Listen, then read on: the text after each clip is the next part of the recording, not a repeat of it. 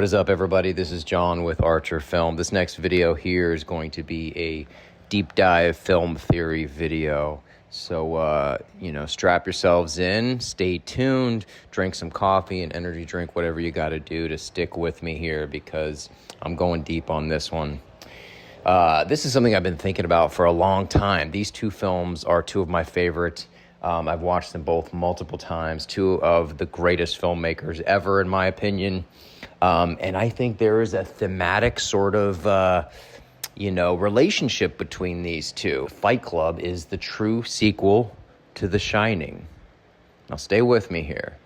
Now, right off the bat, you may, if you've seen those movies, you're familiar with them, you might be like, oh, I see what he's saying, because there's one very obvious element that kind of joins them. But there's other elements as well. There's other thematic, character, and even plot stuff that fits. So I'm going to start off with The Shining and kind of give you a basic, plot refresher in case you don't know. It is about a Jack Torrance, played by Jack Nicholson, a struggling, abusive writer who is an alcoholic and has physically abused his son. That's what we know on the surface. Him and his wife and 5-year-old son, they go to be caretakers of this mountain hotel during the off-season called the Overlook. When they get there and start the job, it is clear that Jack does not care about what he's there to do. He's just there to write within solitude. So that is his goal for it, is to be at peace and to write. That leaves Wendy, the wife, doing his job. She starts doing his job, goes in, checks the furnace. She's meeting with the other caretaker in Halloran, and is kind of checking the place out and taking care of Danny.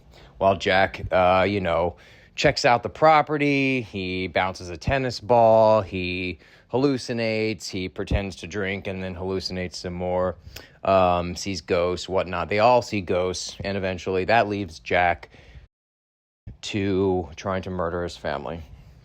In one of the greatest climaxes of a film ever, especially a horror film.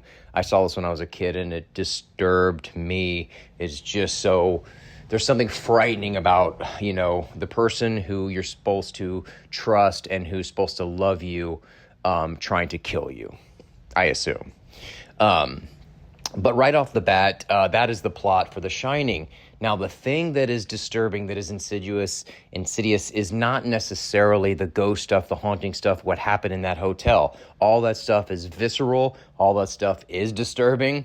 And I'm not going to get into what I think Kubrick was saying about the broader societal issues, whether it's the genocide of the Native Americans or slavery or whatever it is that we're supposedly overlooking. But more so into the character and the trauma and the cycles of abuse. And I think that is kind of encapsulated in the maze. Danny's trauma is the maze. And, he's trying to find his way out. And Jack represents that trauma, obviously, because he's the one that traumatized him. There's also heavy inference, and there's other videos that are going to get more into this, but there's heavy inference that Jack sexually abused his son, not just physically, but sexually abused him.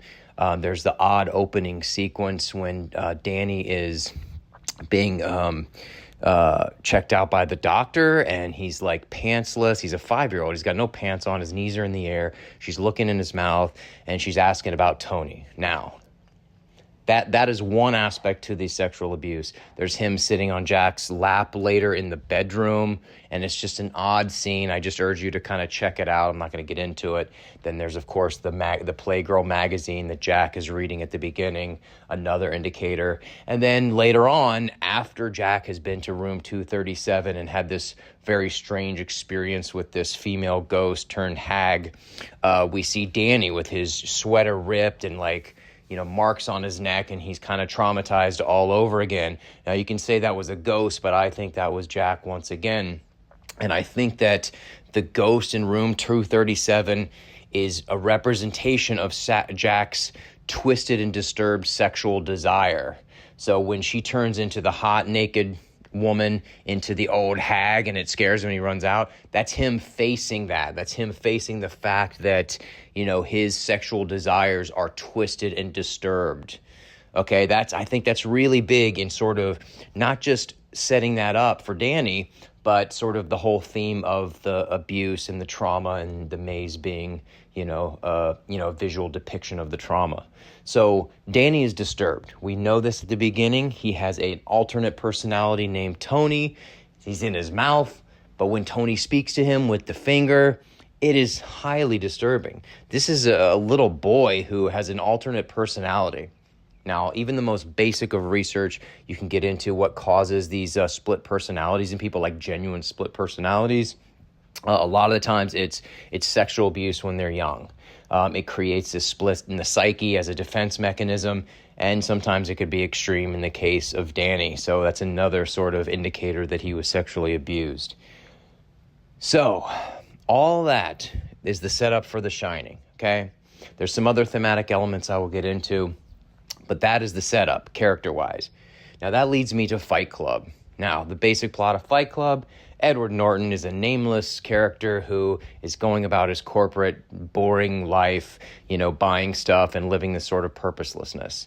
Eventually, he meets Tyler Durden. Tyler Durden kind of inspires him to change and to sort of, fight back against the status quo and sort of the comfortable life he lives. They start the Fight Club. It turns into Project Mayhem and all that good stuff.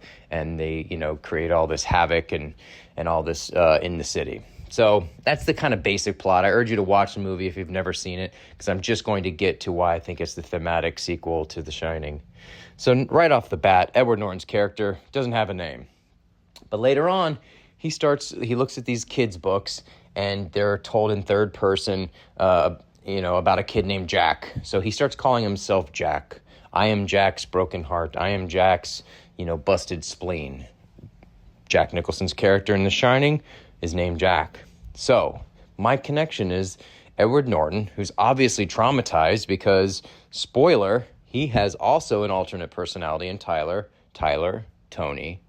Maybe it's a new personality. Maybe it's Tony all grown up and actually personified, which is deeply, deeply disturbing. So Jack is his dad, but he calls himself Jack. So Jack was the one that traumatized him. So when he's saying, I am Jack's this, I am Jack's this, it's almost his way of saying, like, the reason I am this way, these things that are happening to me are my father's fault because of the trauma that he endured. That makes a lot of sense from an abuse standpoint, from a character standpoint. So that is the biggest indicator, and probably what you thought when I first said they're sequels. You're like, yes, the split personality thing tracks. The name Jack tracks. We don't know Edward Norton's name. Tony, Tyler, kind of tracks. The other thing is thematically with, there's a couple of lines in the Fight Club where a generation of men raised by women. Well, the ending of The Shining, what happens? Danny gets out of the maze, climbs into the snowcat with Wendy, and she drives off to raise her son. So not only that, but at the end of the movie, Wendy has done the man's job around the hotel. She's kind of in overalls, even though it's a dress, it's still overalls, kind of workmanlike. She's got boots on. She's doing his job, going down to the furnace and doing all these things. So you're like, oh, it is the woman taking the man's sort of purpose in life and also raising the kid. It's that 80s sort of what was to come in the 80s, and this idea that, you could be a career woman and a housewife and do all the things. And I think that was Kubrick's way of saying that, like, and the man in your life will become irrelevant and purposeless and basically go the way of the Neanderthal frozen in ice. I think that's very powerful. I think that was Kubrick commenting on the times and this sort of pushing women into careers, which obviously there's nothing wrong with that. But there was a concerted push. And then you have another line in Fight Club where he says, who would you want to fight? After he says his boss, he says, my dad. Well, yeah, of course you'd want to fight your dad if that was Jack Nicholson. And he says, like, he didn't know his dad. He left when he was 6, started up other families, blah, blah, blah. That's probably what Wendy told him. I'm sure she's not going to be like, hey, don't you remember he chased you around a hedge maze and tried to kill you with an axe and then he froze to death because you tricked him? You know, he probably blocked it out. Again, you block out the trauma. That, you know, that doesn't help as far as, like, healing, and also creates this alternative personality that is fighting his way out of him until he finally learns to see what's going on. The character of Edward Norton is deeply disturbed. By the end of it, he shoots himself in the face to get rid of his alternate personality as the buildings behind him crumble down that he actually helped cause. You got to wonder what happened to him.